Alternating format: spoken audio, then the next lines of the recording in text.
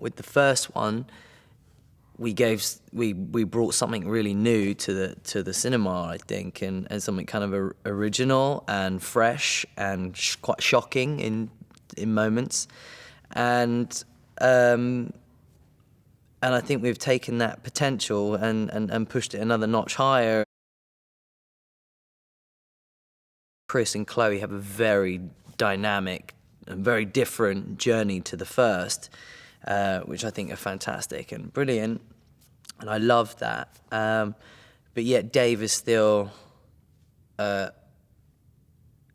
to discover himself. So it's trying to make that person the person that we left off knowing, and and growing into a man. He needs to take on some responsibility for his actions. Actually, the consequences, weigh heavy on his shoulders this time, and he really understands that. You're surrounded by people that are just happy to be here. That's the great thing about doing the sequel too. That the people who love the first one have all kind of stepped forward to kind of be a part of it, like Kerry and John Leguizamo and Don Faison. People like you kind of just go, oh great, I remember the first day we sat down together and first met each other, and I got along with him really well, and we just chatted about the character, and he was just really sincere and passionate about it, and I'm really interested in making Dave's journey. It wasn't just about how much action we can get in it and whatnot, and all behind the stunts and the fighting, there's always a motive and an emotion, and which I love too. It's just broader, this movie's it's just broader, it's a bit bigger, it's mainstream, it kind of makes, it allows you that if you didn't see the first one, you can come back into this movie and know exactly what's going on because we catch you up. And it just kind of, there's more explosions, there's just more stuff going on. Mindy McCready is a young girl who you first meet her in the first movie when she's 11 years old, and she has her dad, who's played by Nick Cage, and basically you realize that she's been raised as a vigilante her entire life and really knows no different, and killing is like a comic book and it's a game for her. And then she loses her dad in the first film, and then you come back into the second film meeting her 4 years later when she's 16, 5 years later when she's 16 years old, and she's basically figuring out her life, and now she got adopted by her dad's best friend, who's now a cop. She realizes that she is a vigilante, and she just wants to bring justice into the world, and so she just can't watch bad people walk through her life. So she basically gives justice to the girls and rights the wrongs. And she realizes that she's not a killer. She doesn't do it for fun. She does it because she really does want the world to be a better place. The battle between Mother Russia and I is very, very intense. And it took, God, like 2 weeks to film, and it was insane. Mindy looks at it as real life. She looks at it as real death, because what she's doing is she knows how to kill people. She's not playing around when she arrests people. She kills them. So with Dave, he just goes and beats people up and it's like, oh, I'm gonna show you a lesson, whereas Mindy really does enforce things. I've always loved the idea of putting Mindy into high school and saying this is her new challenge of how does a person who can slaughter a room of drug dealers with her finger suddenly not deal with horrible, mean girl types and have crushes and rejection and all that stuff, and she's had no training for it. So I thought that was interesting to take her out of her comfort zone, put her into what was a normal circumstance, which has become very unnormal with her.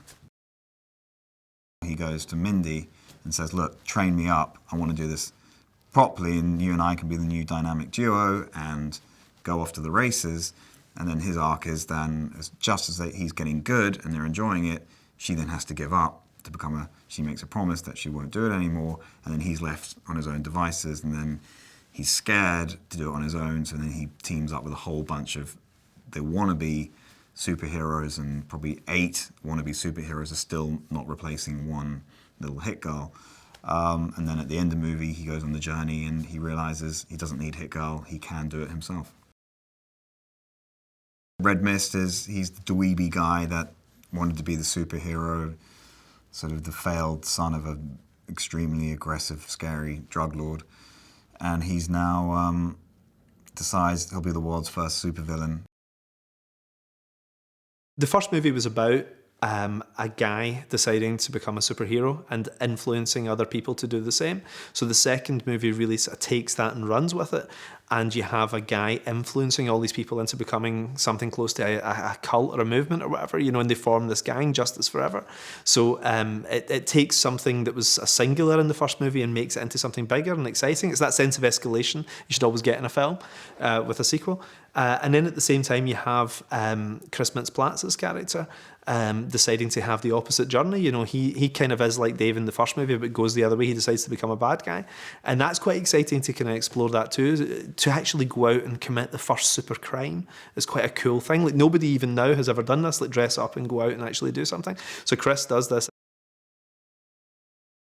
It actually was amazing that we found someone who was physically very intimidating, very charismatic, but also really agile and could fight too. And I've been watching her fight training. I've been watching all this digitally streamed, and I'm amazed. I mean, the stunt teams have been working with her, and the stuff looks phenomenal. We haven't shot a lot of that stuff yet, but I can't wait to see it. You know, every day she just seems to get a little bit more dangerous.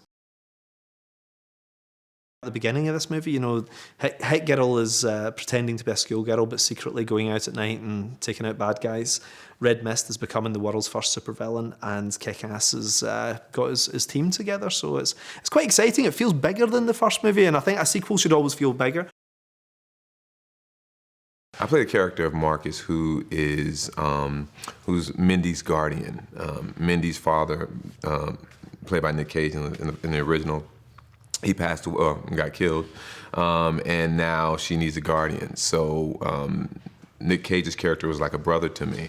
So he told, you know, he wrote a letter to Mindy, if anything ever happens to me, you listen to this man, he will take care of you, and that's what I'm here for.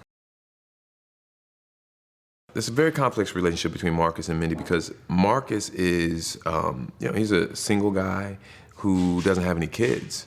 And then all of a sudden, his best friend dies, and he's, you know, he's now forced to help raise a teenage girl.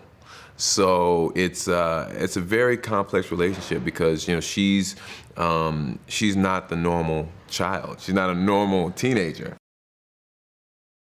Chloe's been great. She's, I think she's a very, very talented young actress, and just her grasp on the role. Obviously, she played in the original, so she knows exactly where she is. With this one, it's just been great working with her. One thing this movie has going for it is you have all the origins kind of out of the way. You know, you're sort of just immediately getting into like, you know, like the second act of something.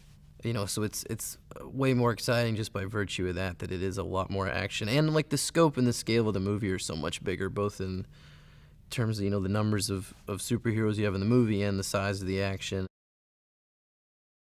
Marty's not that aggressive. Marty doesn't have a reason to be a superhero. You know what I mean? That's sort of his problem, is, like, Dave is doing it, I mean, at first out of some weird, like, hole in his life, but then towards the end out of like revenge, you know, and he's got like a mission. Marty really doesn't have any trauma in his life. Like, his parents apparently have money and like are still together, and you know, he's got like a good life waiting on him. The Shield was really good for physical comedy in general because it immediately, just the nature of it's a shield, you know, it's defensive, so it kind of like immediately to me made the character seem like he was never on offense. It was always defensive. Like, that was just the nature of, like, he's got a shield. He doesn't have, like, a stick to accompany it. He's just got the shield. So I was always kind of, like, physically hiding behind it or trying to use it with that in mind. I feel like it kind of informed the way I played the costume stuff in a weird way. Donald's character is pretty hilarious just because he's so enthusiastic to be a superhero. Like, he's just clearly having the time of his life doing it, which I think a lot of that stems from Donald himself was really excited to get a costume like me. It was like a dream come true for him to be in like a superhero movie. Being a superhero is a little different from being a vigilante. A vigilante is somebody who just goes out there and tries to stop crime on his own or her own. being a superhero, being a hero, there's way more involved. Is way more involved, I should say. You know, it's putting clothes on people's backs who don't have clothes. It's feeding people who are hungry. It's you can be a hero by giving someone your shoes. You know, you can be a hero by helping someone build a house, or we see examples of it every day, and that's what the Colonel's trying to tell these people. It's not just about stopping crime. It's also about helping those in need. And yeah, that is a great message. If anything, that's what people should get out of this. You don't have to be this ultimate badass killer to help your community. You can help your community just by giving back to it. Dr. Gravity does bring Kick-Ass he brings Kick-Ass to Justice Forever. And they wanted Kick-Ass because that legitimizes them. That makes them legit. We have a true bona fide superhero, somebody who's actually gone out and not just stopped petty crime, but has stopped a mob boss from taking over the city. And we got him. He's down with us now. And so now Justice Forever, people look at Justice Forever and it looks like it's a real group of superheroes or vigilantes band together to stop crime. When there's a director that's like that, when there's a director who's as passionate as he is, it makes you want to work just as hard, And so I feel like he's getting great performances out of everybody. And I think everybody also, we were all really big fans of the movie, including Jeff Wadlow. We were all really big fans of Kick-Ass 1. And so, like, I'm having a surreal moment now. It's like, wow, yeah, I'm on the set of Kick-Ass 2. This is awesome because I was such a huge fan of the first one. I love the first Kick-Ass film, and I saw it purely as a fan. It's actually sort of a surreal experience making this movie because I'm making the movie with the cast from the first film, the crew from the first film, in the same country that they shot the first film, with a lot of similar elements and locations. And really the only thing new about it is me. And so having seen the first film purely as a fan and then dropped in the middle of this sequel is mind-blowing. I wanted to make the movie, and so I wrote it to make it. And my big idea from the beginning, I think, was just this notion that Dave and Mindy and Chris still didn't know who they really were yet. That in the first film, they created these alter egos. They had these alter egos, Kick-Ass, Hit Girl, Red Mist, but they still hadn't answered that larger question, that question that we all ask ourselves: who am I really? And what's my place in this world, and what am I going to do with my life? And it's one thing to try to be someone else, to be a superhero, but who am I in my core, right? Dave really starts feeling like a superhero when he's hanging out with superheroes. And obviously there's 3 characters in the mix that really personify that sense of belonging. There, of course, the Colonel, who's a real father figure for him. There's Dr. Gravity, who becomes like a new best bud. And there's Night Bitch, played by Lindy, who's basically his new girlfriend, his new romantic interest. And I think, you get to see Dave enjoying being a part of this group through those 3 relationships. I play Night Bitch, also known as Miranda Swedlow, in Kick-Ass 2, and she's one of the members of Justice Forever. She has a really sad story. Her sister has been killed and found in a dumpster, and I think when something terrible happens to a person, you have 2 options. You either succumb to it and you let it ruin your life and you drown in it, or you try to do something positive with it. And I think that's what Night Bitch has really become for her. It's a positive way for her to deal with tragedy and loss by fighting back and fighting for the little guy and fighting for victims and standing up and not becoming a victim herself. One of the sort of the overriding themes with Justice Forever is that real world superheroes sometimes, you know, can't do all the jumping off buildings and they're not trained ninja fighter people. But the way they can help is by helping those less fortunate than themselves. To me, Aaron is the movie. I mean, he is so incredibly talented and so committed to the part. The amount of work that that boy can do with this much of his face showing is incredible. It's amazing to watch as an actor because everything's been taken away. His whole face has been taken away from him except his eyes and his lips, and his ability to tell a story and to communicate with just that area is incredible to watch. And he's so invested and so clearly loves the world and loves the character. It's amazing to work with him, and it's very easy to let Night Bitch fall in love with him because he's adorable. What Chris's character has decided in the movie is that he's going to give up Red Mist, trying to become a hero, and he's going to forsake all that to revenge his father and become the motherfucker and get kick-ass. That's his whole MO, modus operandi. Chris is one of those special actors. You know, the amount of natural vulnerability that this kid has, no fear of being awkward, no fear of embarrassment. I mean, you gotta love that. I mean, I love actors like that who bring that sort of, I'm okay being weak, I'm okay being, you know, a loser, whatever. You know, he just brings all this vulnerability, and so you love this guy.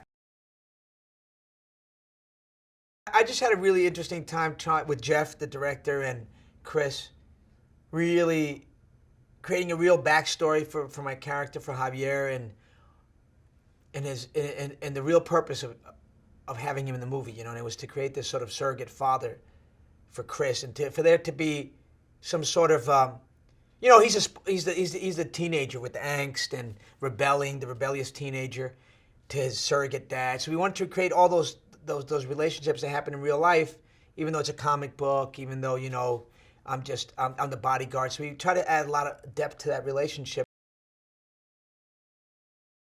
The beauty of the first one was the way they captured the innocence of these teenagers and how awkward they were in facing the real harsh, cruel, violent world out there. And I just thought that was so, you had never seen that in a comic book before.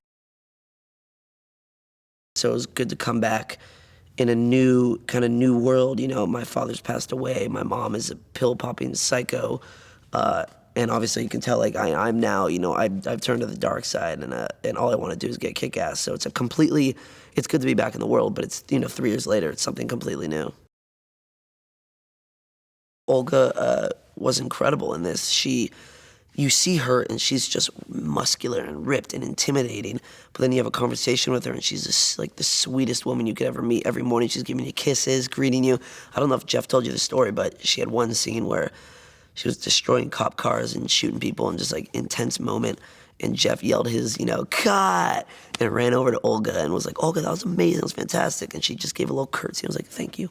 Like, this badass woman just gives this little 12-year-old girl moment, and you're like, that's Olga in a nutshell.